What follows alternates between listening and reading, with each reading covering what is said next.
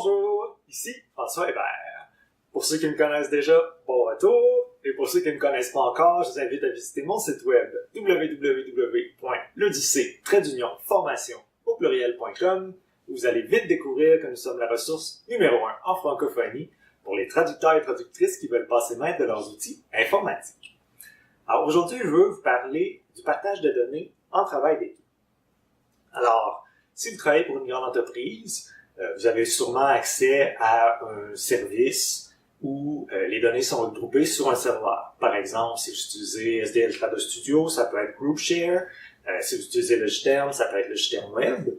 Par contre, ces solutions-là sont souvent très dispendieuses et donc un petit peu inaccessibles pour les travailleurs autonomes.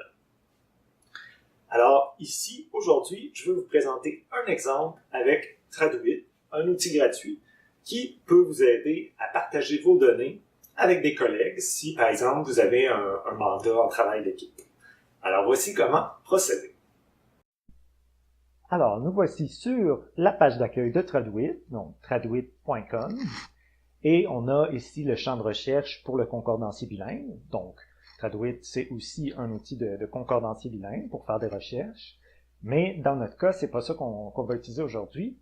Donc, on va utiliser la section mémoire. Alors, pour avoir accès à ça, il faut que vous ayez un compte. Donc, un compte, vous pouvez le créer gratuitement. Ici, je suis connecté à mon compte. Donc, on va dans mémoire.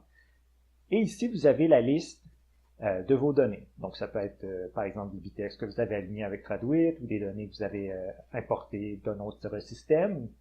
Alors, c'est ces données-là qu'on veut partager avec les collègues. Alors, comment est-ce qu'on fait? On va simplement ici, vous cliquez sur votre adresse courriel, quand vous êtes dans Mémoire, et vous arrivez à la gestion des droits d'accès. Donc, par exemple, ici, j'ai partagé mes accès, ou je pourrais partager mes accès avec jean@hotmail.com.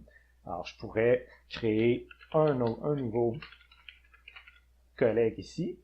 Je cliquerai sur « Ajouter », et ensuite, je choisis les droits que je veux lui donner. Donc, elle peut avoir accès à ma mémoire ou à ma terminologie. Et dans les deux cas, je peux lui donner aucun droit. Donc, par exemple, peut-être que je voudrais seulement lui donner accès à ma terminologie. Je peux lui donner un accès lecture. Donc, elle va pouvoir consulter mes données, mais pas les modifier. Ou, dans le cas où il y a un travail d'équipe plus rapproché, je pourrais lui donner un accès modification. Alors, même chose pour la terminologie. Aucun accès, un accès de consultation seulement, ou un accès pour non seulement consulter, mais même modifier mes données. Alors évidemment, accordez ce privilège-là seulement aux gens en qui vous avez confiance. Alors c'est tout. Alors si la personne n'a pas déjà un compte Traduit, vous pouvez cliquer sur, vous la sélectionnez, vous cliquez sur Envoyer une invitation. Et si jamais vous voulez modifier ou révoquer les droits, vous pouvez toujours revenir les changer ici après, une fois que le projet est terminé par exemple, ou tout simplement supprimer l'utilisateur. Alors voilà, c'était aussi simple que ça. Alors, j'espère que ça vous a été utile, et sur ce, je vous souhaite une bonne journée.